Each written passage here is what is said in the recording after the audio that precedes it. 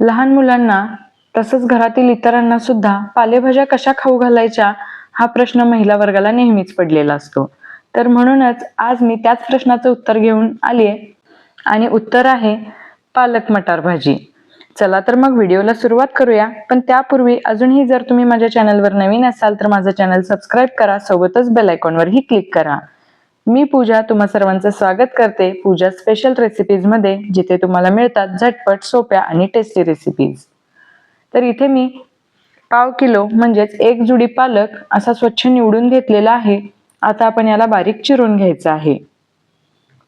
तर मी इथे एका कढईमध्ये साधारण 2 चमचे तेल घेतले. तेल छान गरम झालं की त्यामध्ये 2 सुक्या मिरच्या आणि 8 ते 10 लसणाच्या पाकळ्या अशा बारीक चिरून घातल्यात आणि हे आपण फ्राय करून घेऊयात. हे व्यवस्थित फ्राय झालं की आपण यामध्ये बारीक चिरलेला पालक ऍड करतोय आणि हा छान पालक आपल्याला परतून घ्यायचा आहे.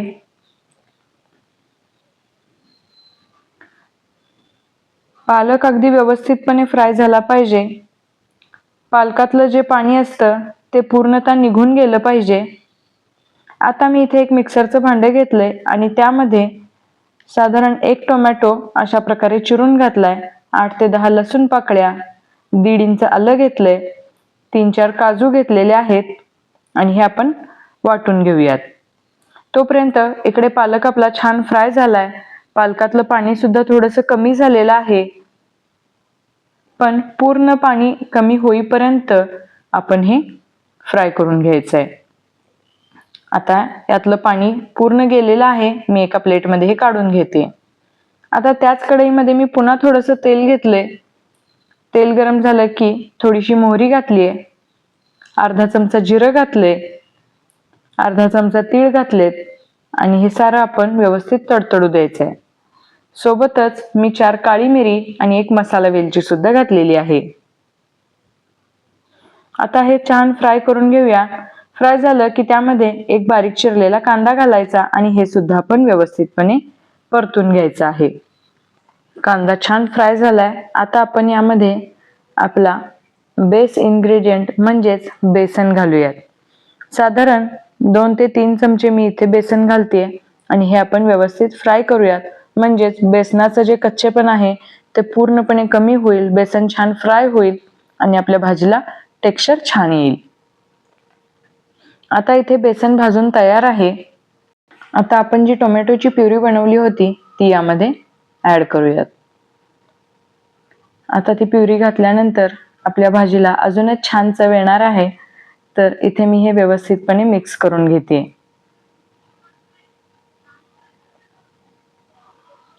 व्यवस्थित मिक्स झाल्यानंतर इथे मी घालते पाव चमचा हळद, सोबतच 1 ते 1.5 चमचा धनेपूड घालायची आहे. 1.5 चमचे मी इथे लाल तिखट घातलेलं आहे आणि हे आपण सारं व्यवस्थितपणे मिक्स करून घेऊयात. मसाले सारे व्यवस्थित मिक्स होऊन इथे फ्राय झाले पाहिजेत इतपत आपल्याला हे भाजून घ्यायचं आहे. मसाले सारे मिक्स झालेले आहेत. आता त्या चॉपरमध्ये मी थोडंसं पाणी घालून ते पाणी यामध्ये घालतीये. साधारण अर्धा कप मी इथे पाणी घातलेलं आहे आणि हे व्यवस्थित आपण मिक्स करून घेऊयात. पाणी घातल्यामुळे आपले जे मसाले आहेत ते जळणार नाहीत किंवा करपणार नाहीत आणि भाजीला आपल्या टेक्स्चर सुद्धा खूप छान येईल. व्यवस्थित मिक्स झाल्यानंतर आता आपण याला झाकण लावून साधारण 3 ते 4 मिनिटं शिजवून घ्यायचं आहे. साधारण 3 ते 4 मिनिटांमध्ये याला छान उकळी येईल. शिवाय आपली ही ग्रेव्ही थोडीशी दाटसर सुद्धा होईल. आणि आता यामध्ये मी घालते साधारण अर्धा कप मटार. तुम्ही ताजे घालू शकता किंवा फ्रोझन सुद्धा घालू शकता आणि हे व्यवस्थित मिक्स करून घ्यायचं आहे. मिक्स झाल्यानंतर मी ते पुन्हा साधारण 1 ग्लासभर पाणी घालते आणि हे आपण पुन्हा एकदा मिक्स करून घेऊयात. तुम्हाला ही भाजी केवढी दाटसर हवी आहे त्यानुसार पाण्याचं प्रमाण कमी जास्त तुम्ही करू शकता. आता मी यामध्ये 1 चमचा गरम मसाला घालते आणि याला आपण मिक्स करून घेऊया. आता घालायचं आहे चवीनुसार मीठ आणि पुन्हा एकदा याला मिक्स करून घ्यायचंय. व्यवस्थित मिक्स झाल्यानंतर याला झाकण लावून आपण एक 5 ते 6 मिनिटं छान शिजू द्यायचं आहे. म्हणजेच आपले मटार सुद्धा यामध्ये व्यवस्थित शिजले जातील ग्रेव्ही सोबत.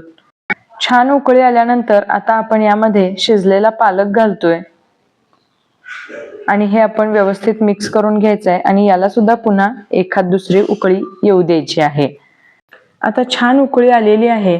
आता मी यामध्ये घालतेय बारीक चिरलेली कोथिंबीर आणि हे पुन्हा एकदा मिक्स करून आपण हे झाकण लावून फक्त एक वाफ येऊ द्यायची आहे. आणि आता तुम्ही इथे बघू शकता ही आपली मस्त अशी पालक मटारची भाजी खाण्यासाठी तयार आहे. भाकरी, चपाती किंवा गरम भात अशा कोणत्याही प्रकारासोबत तुम्ही हे सर्व करू शकता. शिवाय कोणाला कळणारही नाही की ही पालकची भाजी आहे असं. तर मैत्रिणींनो, ही मस्त अशी खमंग वासाची पालक मटारची भाजी तुम्हाला कशी वाटली हे मला नक्की कमेंट करून कळवा. आणि अजूनही जर माझं चॅनल सबस्क्राईब केलं नसेल तर प्लीज माझं चॅनल सबस्क्राईब करा. सोबतच बेल आयकॉनवरही क्लिक करा. व्हिडिओ आवडला असेल तर लाईक करा आणि हो, हा व्हिडिओ तुमच्या फ्रेंड्स आणि फॅमिली सोबत नक्की शेअर करा. पुन्हा भेटू अशाच एका मस्त चटपटीत रेसिपी सोबत. तोपर्यंत बाय. व्हिडिओ पूर्ण पाहिल्याबद्दल धन्यवाद.